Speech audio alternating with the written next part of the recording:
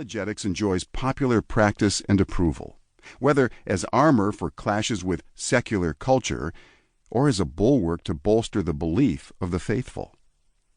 Within the broader world of Western Christianity, however, the discipline of apologetics has fallen out of favor.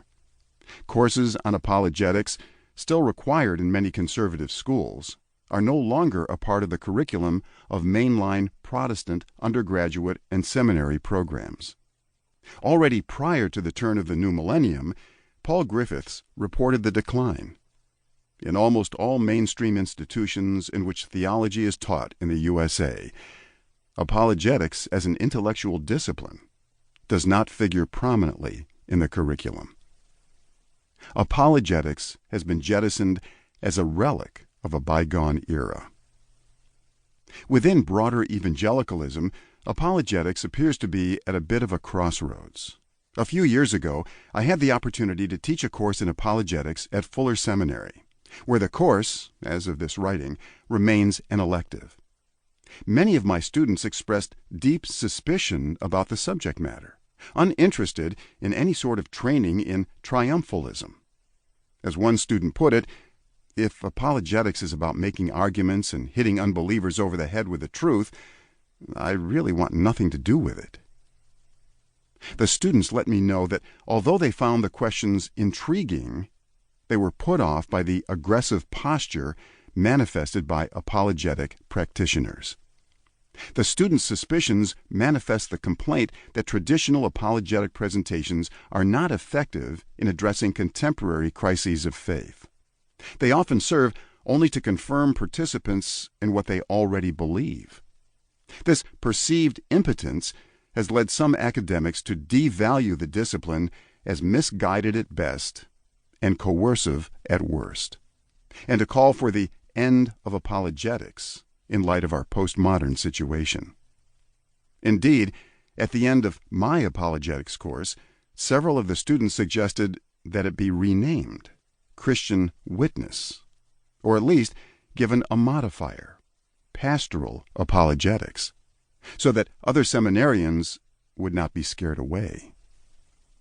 I feel the force of these concerns.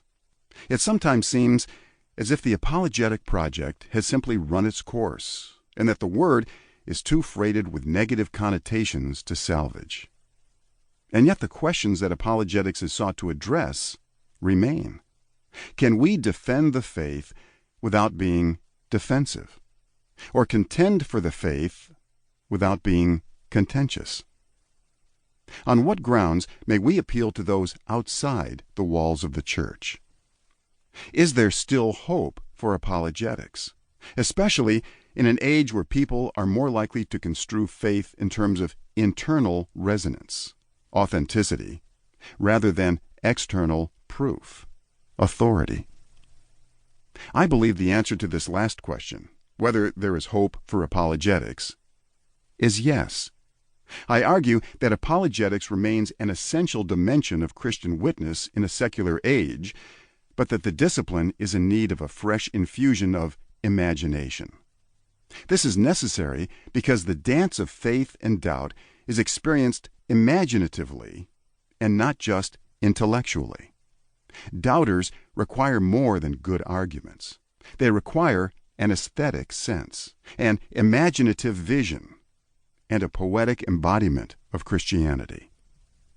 If Christian faith can only be adequately grasped from the inside, from a position of commitment, how can we help those on the outside to experience its reorienting force? What is needed is a provocation of possibilities, a vicarious vision of what it feels like to live with Christian faith, a sense of the beauty of faith that is felt before fully embraced. For this, the imagination is essential.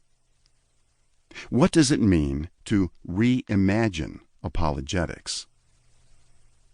By reimagining apologetics, I mean simply an approach that takes the imaginative context of belief seriously.